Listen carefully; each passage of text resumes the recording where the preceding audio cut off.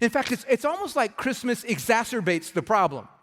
Like it's supposed to be filled with joy, and now when we have this drab feeling the whole time, we recognize how not joyful we are.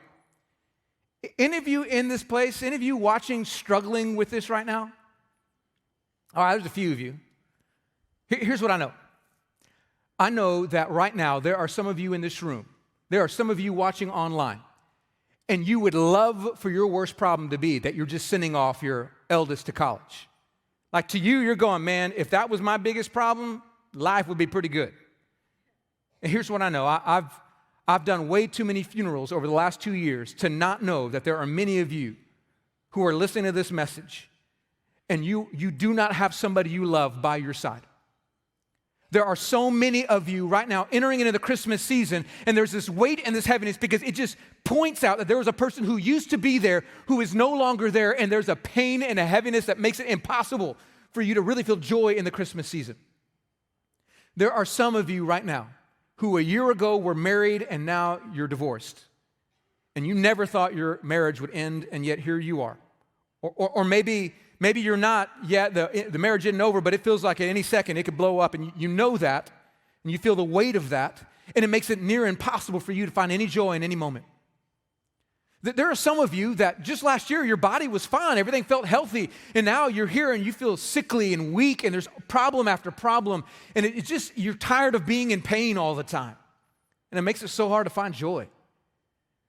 Maybe some of you have a child who's been rebellious and turned their back on you or turned their back on the Lord, and it just breaks your heart to see them run away from God, but there's no way you can seem to break through, and you just feel that weight and that pain over and over again, wanting God to do something, but God's not doing anything. And it makes it so hard to celebrate with joy. Maybe there's some of you that a year ago you had a job that provided so much more for you.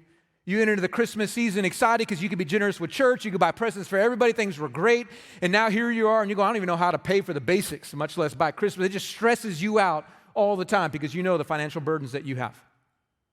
Maybe you have money and you have a job, but you hate your job. You've been asking God to give you something new, and every time you go to work, it kills you because you hate it, but God's not opening any new doors, and here you are suffering and miserable. In Christmas season, you can't find joy anywhere. Maybe some of you have no clue why you feel so depressed, but there's a dark cloud over you that's inexplicable. You just can't get rid of it, and everything just feels gray and drab, and you don't even know why. Here's what I know. I know that the Christmas season has a tendency to emphasize our joylessness if we're not feeling joy. Because it looks like everybody else is having fun. You look at their Christmas cards and they're all smiling. You look at their house and you see them having dinner inside. Everybody looks like they're so happy, and all it does is make you feel like you're miserable and you're the only one suffering from it. I know this. I've been in ministry for 26 years, and I know the last 2 years I've been leading this church have been a pandemic-induced twilight zone. It's been the weirdest 2 years of ministry in anybody's life. And the one thing I've noticed over these last 2 years is that joy is a rare and precious commodity, and so few people have it. And if we were being honest, that includes inside the church, not just outside the church. There's an epidemic of joylessness right now. And I think Christmas has a tendency to make it even worse, even among us as believers in Jesus, when we know it shouldn't be that way, but we feel that way. But the good news is it doesn't have to be that way if we just learn to find joy in the right places. Have any of you ever heard the song Looking for Love in All the Wrong Places?